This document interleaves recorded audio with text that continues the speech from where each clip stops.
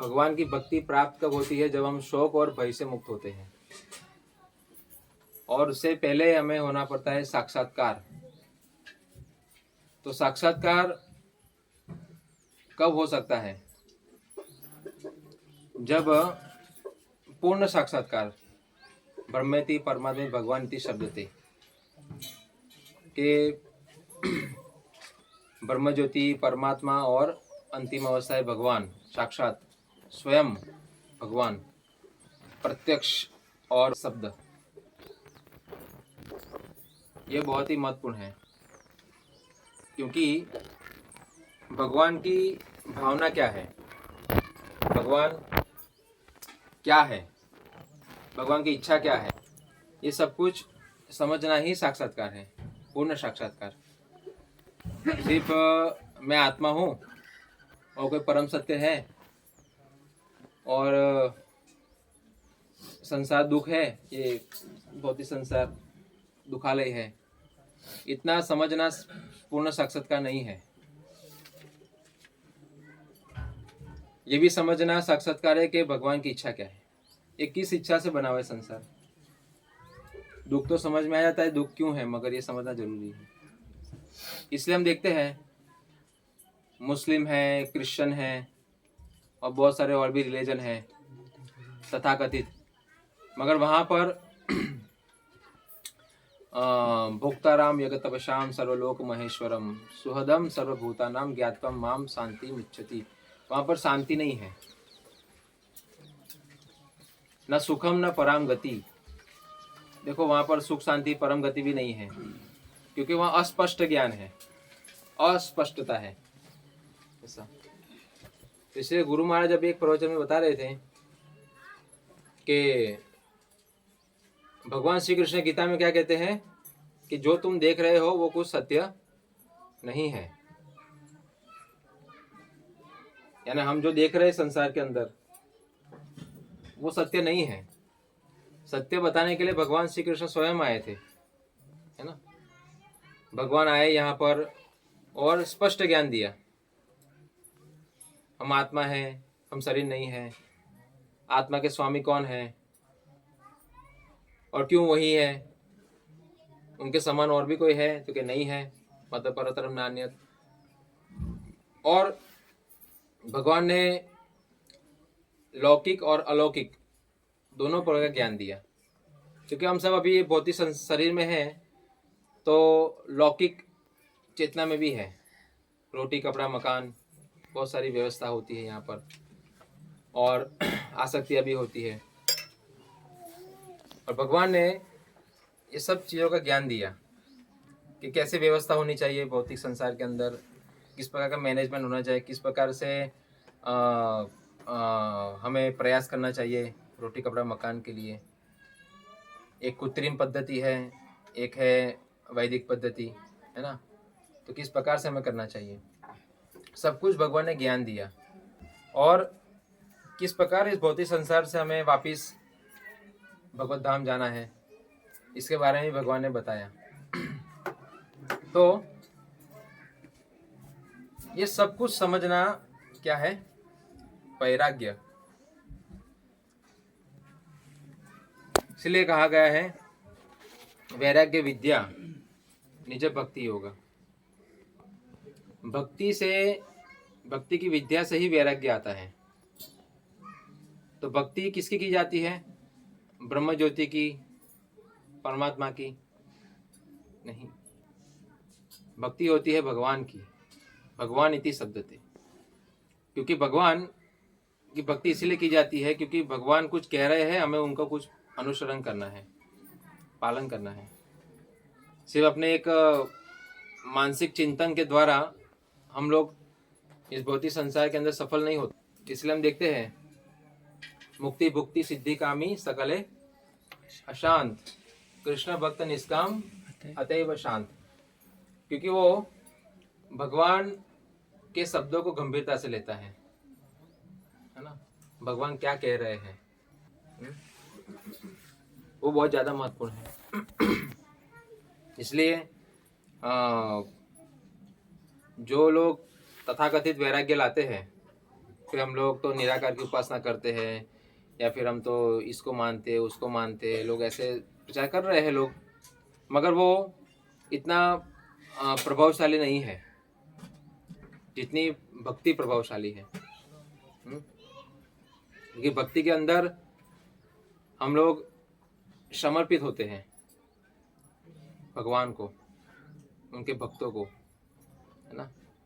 और ये समर्पण भावना से जो स्वभाव बदलता है और जो भक्ति होती है वो वास्तविक भक्ति है।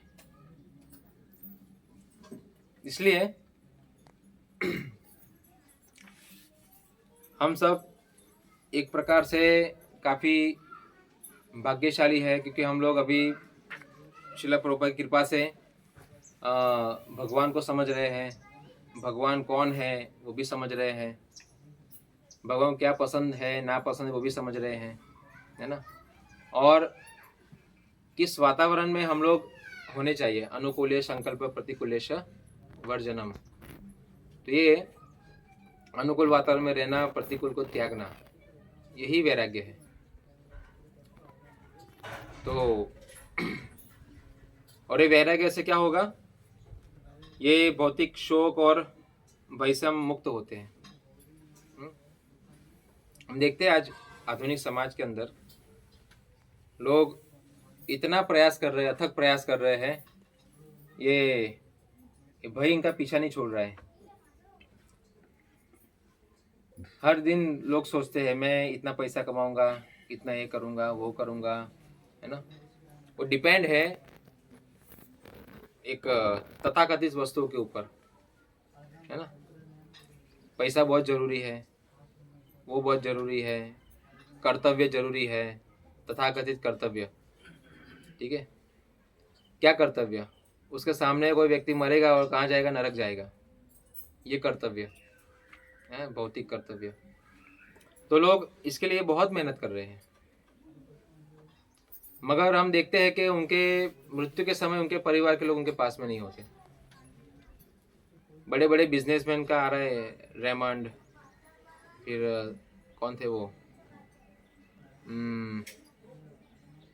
सहारा, ये लोग बहुत पैसा कमाया अपने समय में, पावरफुल बन गए, उनको लगा कि हम शक्तिशाली बनेंगे। शक्तिशाली किस तरह से बने वो लोग, पैसों से, उनकी काफ़ी ख्याति हुई। और बहुत लोगों उन्होंने काम भी दिया, बहुत घरों के अंदर रोटी कपड़ा मकान का प्रश्न सॉल्व हुआ। मगर हम देखें तो अपने लिए क्या किया, अपने उद्धार के लिए जन्म सार्थक करी करो परोपकार, अपना जीवन सार्थक नहीं किया, क्योंकि उन्होंने हर एक चीज भौतिक तरीके से सोची। और आज हम देखते हैं कि उनकी स्थिति ऐसी थी कि उनके पास ही कोई नहीं था मृत्यु के समय। तो एक है कृत्रिम तरीके से। और श्रील प्रभुपाद जी क्या चाहते थे कि हम सब भक्तों के समुदाय में रहें। यह अनुकूल स्थिति है, क्योंकि एक भयंकर स्थिति आने वाली है, वो है मृत्यु। और मृत्यु के समय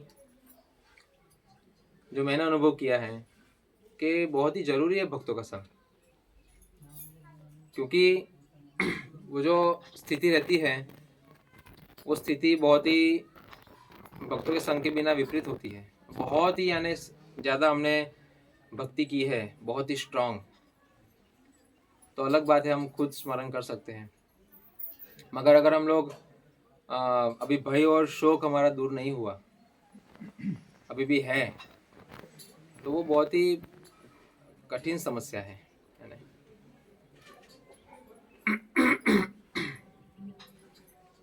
प्रभुपाद जी चाहते हैं कि हम ऐसे वातावरण में जाए कि जहाँ पर भक्त लोग हो, कीर्तन करें और किसी प्रकार से कृष्ण का स्मरण हो, ऐसी अवस्था होनी चाहिए। तो ये अवस्था में हमारा परम कल्याण होता है। मैंने देखा है कि भक्तों की प्रार्थना में बहुत बल होता है। जब प्रार्थना हम भगवान से करते हैं किसी जीव के लिए, तो उसमें बहुत ही बल होता है। हो सकता है उसने ज़्यादा भक्ति नहीं की है जीवन में, मगर भक्तों की प्रार्थना से उसकी मृत्यु अच्छी आती है, अगला जीवन अच्छा आता है। तो ये जब जो स्थितियां हैं लोग नहीं समझ रहे हैं और अपना जीवन अंधाधुंध माया के साथ भ्रम में काट रहे हैं, जहाँ पर कोई प्रगति और कोई सफलता नहीं है। तो अभी फिलहाल ही मेरी ये भौतिक शरीर की माता का देहांतर हुआ। तो मुझे लगा ऐसा कि उस समय कि सेंटर तो बहुत सारे हैं, भक्त भी बहुत सारे शहर में रहते हैं, मगर यहाँ नंदग्राम जैसे विस्तार जो प्रकल्प है, यहाँ पर रेगुलर भक्तों का संग होता है। भक्त लोग नज़दीक रहते हैं, अड़ोस पड़ोस में सब भक्त हैं। तो जो व्यक्ति शरीर छोड़ने वाले होते हैं, बीमार होते हैं, तो देखभाल करने के लिए काफ़ी लोग होते हैं। और भजन कीर्तन के लिए भी भक्त अलग अलग पार्टी रख सकते हैं उनके पास। तो इतना मुझे तो बहुत प्रैक्टिकल लगा, यानी कि हमारी जो अंतिम गति होगी कितनी अच्छी होती है। और वही शहरों में लोग काम धंधे में व्यस्त रहते हैं, घर पे कोई पड़ा रहता है, कब शरीर छोड़ देगा, किस समय छोड़ देगा, कुछ पता नहीं है। तो ये सब भक्ति जीवन में संभव है। और प्रभुपाद जी यही चाहते हैं कि हम सब सतोगुण में रहें, भक्तों के साथ में रहें, और कभी भी अंत समय आ सकता है, उस समय हमारे पास ये सुविधा होनी चाहिए। लोग क्या सुविधा करते हैं, धन संपत्ति, पैसा, ये सब कुछ, मगर ये एक्चुअली सुविधा नहीं है। ये सब सुविधा साथ नहीं देने वाली। मगर जितना हम लोग भक्तों का संग एक हमारा धन होता है। भगवान हरिनाम संकीर्तन धन है ना, प्रार्थनाएं धन है। ये सब धन हमें प्रयास करना चाहिए कि हमारे पास हो। और ये ऐसा नहीं है कि हमें लग सकता है कुछ समय, यानी अभी जीवन तो बहुत लंबा है, हम तो अभी जवान हैं, मगर ऐसा नहीं है। अभी आज का समय ऐसा नहीं है कि हम वो पूरा जीवन काटने के बाद जाएंगे। अभी कभी भी व्यक्ति जा सकता है ना। ये कमल दल जल जीवन टलमल, ये अस्थिर जीवन है, कभी भी कुछ भी हो सकता है। तो हम लोग अच्छी चेतना में इस संसार से पलायमान करें और शिला प्रभुपाद जी के जो मिशन है उसमें हम अच्छा सा एक अपना नेतृत्व करें। तो उसके लिए यहाँ पर बताया गया है कि किस प्रकार हम लोग भौतिक शौक और मोह, ये भय से मुक्त हो। ऐसा नहीं है कि हम लोग अभी फिलहाल हम प्रयास कर रहे हैं, इसके ऊपर हमारा चिंतन चल रहा है, मगर हमें हो सकता है कि भौतिक संसार के अंदर शहरी जीवन में लोग बहुत जी रहे हैं, उसका थोड़ा थोड़ा हम भी वहाँ से आए हैं तो थोड़ा ऐसा स्मरण हो सकता है ना। मगर उसकी परिस्थितियाँ बहुत ही बिगड़ती जा रही है शहरी जीवन की। वो एक प्रकार का तमोगुणी जगह है। क्या है? शहर तमोगुणी होते हैं, और तमोगुणी के अंदर व्यक्ति अपना कल्याण करता है, मगर उसको समझ में नहीं आता, ये तमोगुण होता है। तो श्रील प्रभुपाद जी चाहते थे कि हम सतोगुण में रहें, सतोगुणी चेतना में रहे और सतोगुणी भक्तों के साथ रहे, और यहाँ अंत काल का अभ्यास करें। जन्म और मृत्यु के बीच में जो समय है वो समय है life is preparation, death is examination. कि हम लोग अभी प्रिपेयर कर रहे हैं अपने आप को। प्रिपेयर करने के लिए काफ़ी समय चाहिए, क्योंकि भौतिक आसक्तियाँ जाना एकदम से संभव नहीं है। वो धीरे धीरे क्या होती है, ग्रंथियाँ कटती है। तो ये अभ्यास के लिए काफ़ी उत्तम जगह है। शहरी जीवन में कैसा होता है अभ्यास? वो अभ्यास नहीं होता कुछ। तो क्या बोलते हैं उसको? वक्ता भोक्ता है, श्रोता सोता है। वैसा होता है वहां पर। कथा में लोग बैठेंगे मगर बस वो भौंक रहा है और एक सो रहा है आराम से, और खड़े हुए उसके बाद क्या समझ में आया? कुछ नहीं। बहुत अच्छा बोला प्रभु जी ने, मगर अच्छाई हमारे में कोई आती नहीं है। तो ये तो है कि अच्छा बोला कि भागवत में कुछ बुरी चीज नहीं है, सब अच्छा ही अच्छा है। तो ये स्थितियां वहाँ की है। यहाँ साक्षात्कारी लोग रह सकते हैं। साक्षात्कार, जिसको सही में साक्षात्कार हुआ है। भौतिक संसार दुखालय है और गुरु की वाणी ही सत्य है ना। शिला प्रभुपाद जी हमारे लिए एक वरदान है, ऐसा समझने वाले ही यहाँ रह सकते हैं। बाकी लोग नहीं रह पाएंगे। तो यहाँ पर अभ्यास के लिए समय है, वातावरण अच्छा है, भक्त लोग हैं। मुझे कौन बता रहे थे कि नंदग्राम में सब जगह पर भक्त, यानी ब्रह्मचारी भी एक प्रकार से ईर्ष्या करते हैं गृहस्थ से।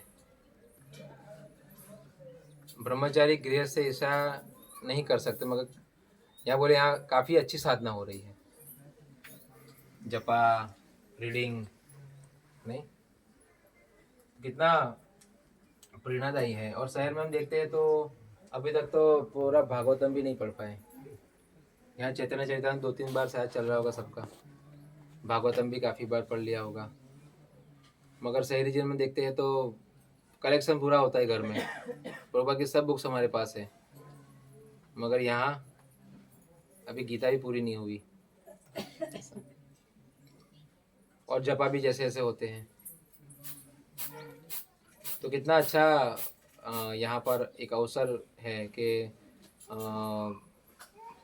जब अंत काल आएगा तो यहाँ पर कोई चिंता का विषय नहीं है। यहाँ हम लोग ऑलरेडी रेडी है, तैयार है, पका हुआ फल है। आम कैसा तैयार होता है ना खाने के लिए, रसदार, इसलिए इसी प्रकार यहाँ पर एक रसमय जीवन है, जहाँ हम लोग गौनिता की सेवा करते हैं, गौनिता की आज्ञा पालन करते हैं, है ना। शिला प्रभुपाद जी हमारे आदर्श है और गुरु की प्रसन्नता के लिए हम लोग यहाँ पर डट के रहते हैं। ये कितना भाग्य की बात है, कितना ये तो सुविधा है हमारे लिए। मनुष्य जीवन पाइया, राधा कृष्ण भजिया, जानिया सुनिया विषय खाइनु। हम लोग अमृत पान कर रहे हैं और बाहर लोग संसार में विष पान कर रहे हैं। तो थोड़ी थोड़ी समस्याएं होती है यहाँ पर, मगर मेन जो उपलब्धि है वो है कि मृत्यु के समय हमारे पास बहुत सारा धन है, और वहाँ पर मृत्यु है, धनवान है मगर धन नहीं है, कंगाल है। क्योंकि जिसके ऊपर उसको विश्वास था वही उसके पास नहीं है। मगर यहाँ हमारे पास जो विश्वास है, भक्तों का संग, भक्ति, हाँ, कीर्तन, वो सब हमारे साथ होते हैं, और यही तो अच्छी गति है। वासुदेव परम गति। तो यही यहाँ पर बताया गया है कि पहले तो पूर्ण साक्षात्कार होना बहुत जरूरी है ये सब के लिए। पूर्ण साक्षात्कार आता है भगवान को पूर्ण रूप से समझने से, और जो भगवान को पूर्ण रूप से समझे है वैसे लोगों का संग करके, है ना। और उसमें हम अभ्यास करें भक्ति का, और शोक और भय से मुक्त हो।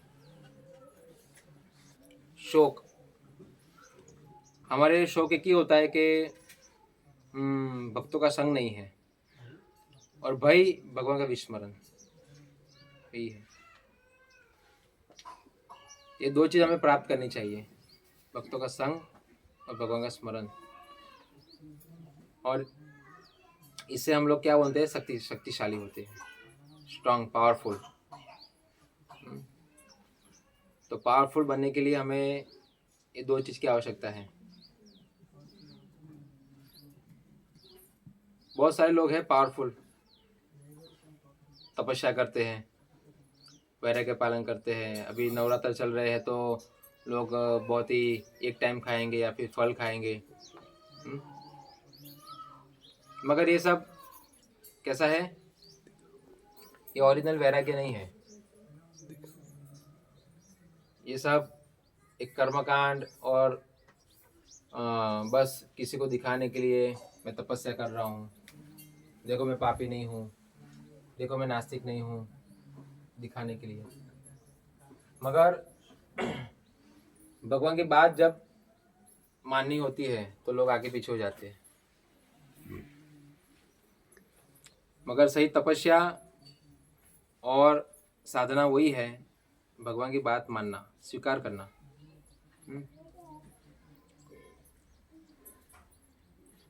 तो यही हमारी सबसे बड़ी उपलब्धि है। ये बहुत कठिन कार्य है, तपस्या, ध्यान, ज्ञान, ये समुद्र में चले जाना तपस्या करने के लिए, हिमालय में चले जाना तपस्या करने के लिए, ये सब बहुत ही छोटी बात है। मगर किसी की बात मानना, उसी की बात मानकर ही चलना, वो बहुत कठिन कार्य है। इसलिए भक्ति लोग कहते हैं कि, कुछ लोग कहते हैं भक्ति तो बच्चों का काम है, मगर भक्ति बच्चों का काम नहीं है। भक्ति बहुत ही मैच्योर लोगों का काम है। बच्चों का काम तो ये है तपस्या करना, ये फिर ध्यान करना, गुफाओं में जाकर छुप जाना। मगर भौतिक संसार के अंदर जो कलयुग है, लोग पाप कर रहे हैं, उनके पास जाना, प्रचार करना, या एक क्रांतिकारी कार्य करना। गुरु महाराज कहते हैं शिला भगवान श्री कृष्ण की वाणी क्रांतिकारी है। तो ऐसा कुछ क्रांति लाना, क्रांति, शिला प्रभुपाद जी रिवॉल्यूशन, ऐसा। तो ये सब प्रकल्प रिवॉल्यूशन है, क्रांति है, आधुनिकता को तमाचा है ऐसा। तो बहुत ही विशेष कार्य है ये। भगवान श्री कृष्ण की इच्छा पूर्ति है, शिला प्रभुपाद की इच्छा पूर्ति। ये इच्छा पूरी करना बहुत कठिन कार्य है, इसमें बहुत सारे संघर्ष आते हैं, और इस संघर्षों को लड़ते लड़ते आगे बढ़ना है ना। क्योंकि ये सब ये जो कार्य है, जो इसको पूर्ण करेंगे वो सब आदर्श है, और आदर्श लोगों को देखकर ही आगे लोग प्रेरणा लेते हैं। तो बहुत बड़ी ड्यूटी है ये सब कौन कर सकते हैं? ये भक्तों के अलावा कोई नहीं कर सकता। जिसके अंदर भक्ति है, भक्त है, वही कर सकते हैं ये सब कुछ। बाकी तो लोग कैसे होते हैं, डरपोक होते हैं, डरपोक, कायर। भगवान कहते हैं ना गीता में, अर्जुन तुम मेरी बात नहीं मानते, तुम नपुंसक जैसी बातें करते हो। तो नपुंसक तो बहुत है समाज के अंदर, मगर एक पुंसत्व बहुत कम लोगों के अंदर होता है। ये पुंसत्व कब आता है? जब पूर्ण साक्षात्कार होता है। हाँ, एक जीव को परमात्मा का पूरा साक्षात्कार होता है, और फिर जो कर्तव्य है वो निभाता है। सर्वधर्मान परित्यज्य माम एकम शरणम व्रज। हाँ, ये एक के लिए करना वो कर्तव्य है, अनेक के लिए करना वो कर्तव्य नहीं है। एक के लिए करना, अनेक के लिए अपने आप हो जाता है। हम अनेकों के पीछे कर्तव्य में जाते हैं मगर एक की बात नहीं मानते। नहीं, लोग कहते हैं कृष्ण ये कह रहे हैं, हाँ हाँ हाँ कर्तव्य बहुत है मेरे पास, अभी ये करना है वो करना है, माता पिता का इसका इसका सबका करना है, मगर भगवान की बात मानते नहीं है। वो सब पत्तों के पीछे भाग रहे हैं। और ये भक्ति हम जो कर रहे हैं वो कृष्ण को जड़ों में पानी डालना है, पेड़ के जड़ों में। सब कर्तव्य गतो मुकुंदम परिहर्त कर्तुम, सब कुछ हो जाता है अपने आप ऐसा। ये सब मूढ़ा नानु पश्यन्ति पश्यन्ति ज्ञान चक्षुषा, पश्यन अपि ना पश्यति। मूर्ख लोग नहीं समझ पाएंगे ये सब कुछ। मूर्खों को श्रम करना ज्यादा पसंद आता है, स्मार्ट वर्क पसंद आता। एक कृष्ण भक्ति स्मार्ट वर्क है। क्या है ये स्मार्ट वर्क है। हम सब कुछ करके भी, है ना, माम एकम शरणम व्रज, सब कर्तव्य निभाते हैं हम लोग, पर किसकी शरण लेकर? कृष्ण की। लोग कृष्ण की शरण के बिना सब कर्तव्य निभाना चाहते हैं, इसलिए वो लोग सफलता नहीं मिलती उनको, वो निरुत्साही हो जाते हैं जीवन में। तो ये बहुत बड़ी विचारधारा है भक्ति के अंदर। ये सभी को समझने वाली बात नहीं है। ये बहुत बहुत जन्मों के बाद, बहु नाम जन्म नाम मनते, ये सब ज्ञान बहुत बहुत जन्मों के बाद समझ में आता है। इसलिए हमें ये समझना है कि बहुत जन्म के अभ्यास के बाद हम लोग इस स्तर पे आए हैं, है ना। हम जो कार्य कर रहे हैं बहुत बहुत जन्मों के बाद, सब ज्ञान इकट्ठा करने के बाद हम कर रहे हैं। ये कई लोगों को अवसर मिलेगा कुछ जन्मों के बाद। बहुत जन्मों के बाद लोग यहाँ पर आएंगे सब छोड़कर। तो यही है, हमें बस हमारा एक ही है कि साक्षात्कार के लिए हमें काफ़ी, ये सब जो हम विधि कर रहे हैं वो साक्षात्कार के लिए है ना। मैं भजताम प्रीतिपूर्वकम ददामी बुद्धि योगम तम, बस ये साक्षात्कार प्रीतिपूर्वक होना चाहिए। भगवान की सेवा करने से जो साक्षात्कार आता है प्रेम से, वो वास्तविक साक्षात्कार है।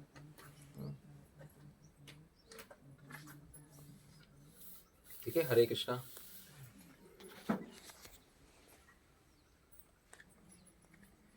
कुछ सुझाव, कुछ प्रश्न?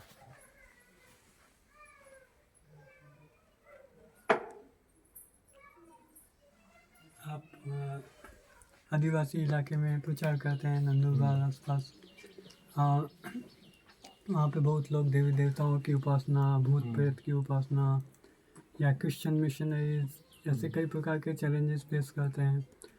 तो कैसे ये शुद्ध भगवद गीता भागवतम के संदेश को आप प्रस्तुत कर पाते हैं इतने चैलेंजेस में? कुछ अनुभव, कुछ? मैं जब तक प्रचार कर रहा हूँ, स्ट्रेटेजी जो है वो एक ही है, जो परंपरागत जो आदेश मिले हैं, गुरु महाराज ने भेजा, और गुरु महाराज ने कहा संकीर्तन, प्रसाद वितरण और पुस्तक वितरण जितना हो सके इतना, बस यही करते रहो, यही सफलता है बोले, ऐसा महाराज कहते हैं। तो बस उसी चीज़ को मैं लेकर हम प्रचार कर रहे हैं हर जगह पर। और इससे हमने देखा काफ़ी, यानी कुछ नया ऐड नहीं कर रहे हैं, नया ऐड करने में इतनी दिलचस्पी भी नहीं है। लोग कहते हैं हमें ये करो वो करो, जिनको इस पे विश्वास नहीं है वो लोग ऐसा कहते हैं इस चीज़ पर, संकीर्तन प्रसाद वितरण। तो नए नए आइडिया देते हैं, मगर हमने देखा है यही सबसे बेस्ट है, क्योंकि जो ये सब विस्तार है आदिवासी, वहाँ पर थोड़े लोग उनको थोड़ा प्रेम से वंचित रखा हुआ है, उनको ऐसा छोड़ा हुआ है, अब नेग्लेक्ट। निग्लेक्ट किया गया है। तो हम लोग जहाँ जहाँ संकीर्तन करने जाते हैं, गांव में संकीर्तन से डांस करते हैं लोग, प्रसाद वितरण होता है, प्रभावित तो कई जगह हमारा अनुभव रहा है कि लोग आंखों से आंसू निकाल देते हैं। इतना संग देने आज तक कोई आया नहीं ऐसा, जैसे आप लोग अभी जैसे आनंद दे रहे हैं ना, ऐसा कोई आया नहीं ऐसा। तो ट्राइबल्स में ये सबसे विशेष है कि नास्तिक लोग ज़्यादा रहते हैं, जातिवाद। मगर प्रसाद से क्या होता है कि गेट टुगेदर जीवे लालसा इति उति धाय, है ना, उनकी इति उति धाने से उनको कृष्ण मिलते हैं। कृष्ण नहीं पाए ना, वो भक्तों के लिए है कि भक्तों का जो जीवन है वो कृष्णमय होना चाहिए, प्रसाद के अलावा कुछ नहीं खाना चाहिए, इति उति नहीं जाने चाहिए, तो फिर वो कृष्ण नहीं पाए, शिष्णोदर परायण। मगर जब प्रसाद वितरण होता है तो वो शिष्णोदर परायण होने चाहिए, तब उनको ये प्रसाद मिलेगा। और चलो पुस्तक से उनको चिढ़ आ रही है, हरि नाम से भी चिढ़ हो रही है, मगर खाने से नहीं होती। ये कलयुग में जीवा बहुत एक्टिव है, और प्रसाद के माध्यम से वो नजदीक आते हैं और फिर बोल भी देते हैं हरे कृष्णा। हरे कृष्ण और मोहम्मद फिर चलो ठीक है, अच्छा काम कर रहे, चलो एक पुस्तक ले लेते हैं चलो। मोहम्मदियन तो एक ट्रिक है ये, कई लोग आके प्रसाद ले लेते हैं। हमने देखा है जहाँ पर कन्वर्ट लोग होते हैं वो भी आके प्रसाद ले लेते हैं, क्योंकि वो भी पक गए हैं। वहाँ है आनंद, कहाँ पर है आनंद? नहीं है वहाँ पर, वो शोक वाली जगह पर रह रहे हैं, वो फंस गए हैं अभी। तो हमने किया नंदुरबार, नवापुर में भी रथ यात्रा की। नवापुर पूरा कन्वर्ट एरिया है, 50-60% लोग कन्वर्ट एरिया है, और वहाँ पर हमने बड़ी रथ यात्रा की और बहुत अच्छा सफलता मिली वहाँ पर। काफ़ी लोग उसमें आए गांव से भी। तो अच्छा, एक ये सब जगह करने से आनंद आता है, और गुरु महाराज को अपडेट भेजते, गुरु महाराज प्रसन्न होते हैं, तो फिर और ज़्यादा शक्ति मिलती है कि और ज़्यादा कुछ करें और गुरु को प्रसन्न करें। शाहदा तो एक प्रयास उस विस्तार में रहता है। चैलेंजेस बहुत आती है, पहले आती थी, धमकी आती थी बहुत कुछ, मगर अब हम उनको पता है कि रुकने वाले नहीं है, इनको आप गाली दो या धमकी दो कुछ फर्क नहीं पड़ता, तो फिर वो भी अभी छोड़ दिया। अभी तो पूरे डिस्ट्रिक्ट में इसमें काफ़ी अच्छी लोग पहचानते हैं, इस्कॉन वगैरह लाइक करते हैं, प्रशासन प्रतिशत अच्छा है लोगों का अभी।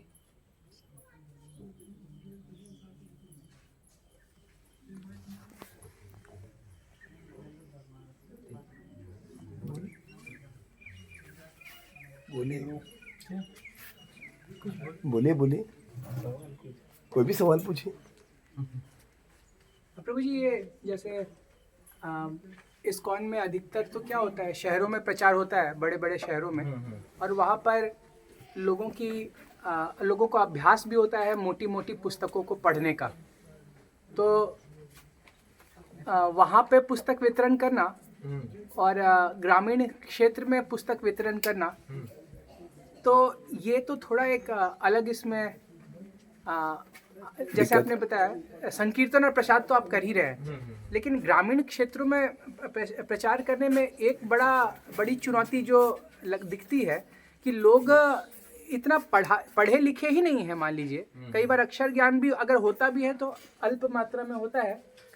हरे कृष्ण। तो ऐसे में उन लोगों के लिए किस प्रकार से उनको उठाया जाए और उनको जोड़ा जाए? एक्चुअली क्या है कि वहाँ पर जो आरक्षण और ये सब में लोगों का लक्ष्य हुआ कि सिर्फ नौकरी मिल जाए, और उसके लिए उन्होंने MPSC UPSC ये सब पढ़ते रहते हैं, क्लास 1 ऑफिसर, क्लास 2 ऑफिसर वगैरह ऐसा, और इसके लिए वो काफ़ी सारी बुक्स पढ़नी पड़ती है ना, और इसके बाद उनको नौकरी मिल जाती है। मगर कैसा है कि पारिवारिक सुख शांति ये सब नहीं मिलता। और हमारे पास उदाहरण है कि काफ़ी सारे भक्त हैं, पढ़े लिखे भक्त हैं, जैसे हमारे यहाँ कलेक्टर थे, भारत से वो जो MBBS प्लस IS डिग्री उनके पास थी, इतने बड़े आदमी होकर भी उनकी बुक्स में उन्होंने बताया कि भाई मैं इस्कॉन के संपर्क में था, मैंने अभ्यास किया, ये वो बहुत मैं पसंद करता हूँ, मैं खुद उसका अनुसरण कर रहा हूँ। तो ऐसे लोग एक आदर्श होते हैं इन सब के लिए। लोकल तो लीडर्स। काफ़ी अच्छी उन्होंने मदद की वहाँ पर आए तो, और उनके घर में गीता भागवत ऑल्टर पूरा राधा कृष्ण का है। तो लोगों के लिए कैसा एक प्रेरणादायी होता है कि देखो हमारे ही इसमें बहुत बड़ा एक व्यक्ति निकला जो ये कर रहा है, तो हमको क्या करना चाहिए। लोकल लीडर को करेक्ट करते हैं। इसलिए वो काफ़ी हमें बताते रहते हैं, काफ़ी मार्गदर्शन देते रहते हैं कि आप इस प्रकार प्रचार करो गांव में जाकर। एकदम जैसे आप लोग एकदम चले जाते हैं वैसे नहीं जाकर लोकल लोगों का आधार लेकर फिर आप जाइए, थोड़ा अच्छा रहेगा ऐसा। तो वैसा करके फिर हमें थोड़ा बुद्धि लगानी पड़ती है। और बुक्स लोग लेते हैं, बुक्स लेंगे क्यों? फिर हम बोलेंगे ना कि अपने यहाँ के कलेक्टर ही थे तो रोज़ गीता और ये सब पढ़ते थे, ऐसे है क्या? अच्छा अच्छा, क्योंकि वो आइलर है ना, तो फिर लोग लेते हैं, पढ़ते हैं। और कुछ लोगों को दिखाना पड़ता है सब कुछ। आह्वान करवाते हैं और दूसरा क्या है लोकल लीडर्स। कि मौके पे चौका मारना, ऐसा बहुत अच्छा लग रहा है जब आप संकीर्तन कर रहे हैं, सबका बहुत अच्छा काम कर रहे हो, तो फिर आप ये बुक भी ले लो, है ना, और अच्छा हो जाएगा। तो बुक्स के लिए नंदुरबार में थोड़ी समस्या होती है, मगर आसपास के जो है शहादा ये सब, तो वहाँ पर लोग अच्छे से लेते हैं बुक्स वगैरह। नंदुरबार में थोड़ा वर्ग गीता ही एटलीस्ट नहीं पढ़ पा रहा है, इसलिए थोड़ी और बुक लेने में कठिनाइयाँ होती है। मगर तो भी हम लोग बार बार जाते हैं उनके पास, तो कुछ ना कुछ तो ले ही लेते हैं। आह्वान करते हैं। और फिर हमारा अभी ये पद यात्रा भी चल रही है गांव गांव में, तो इसके माध्यम से भी बुक्स अभी थोड़ी जा रही है गांव में भी। वहाँ के भी लोग कुछ पढ़े लिखे लोग होते हैं, वो आते हैं सोशल मीडिया पे इसको का देखते हैं, तो वो भी कुछ बुक्स वगैरह लेते हैं। मेहनत है वहाँ पर, क्योंकि एकदम से वो पायस फैमिली या पायस एनवायरनमेंट में नहीं है। वो सब दंडकारण्य वन सब और राक्षसों की भूमि थी, तो थोड़ी नॉन वेज वगैरह है, और लहसुन प्याज। कुतर्कों में ज़्यादा विश्वास करते हैं, और ये रूढ़ी परंपरा जो है सब कुछ। तो अभी जो न्यू जनरेशन है वो साइंस वगैरह में ज़्यादा बिलीव करती है, तो अच्छा है कि उनके द्वारा, साइंस के द्वारा अपनी बुक्स काफ़ी उनके पास चली जाती है, जो लोग युवा लोग हैं। तो इसके माध्यम से थोड़ा अच्छा है अभी है वहाँ पर। बोले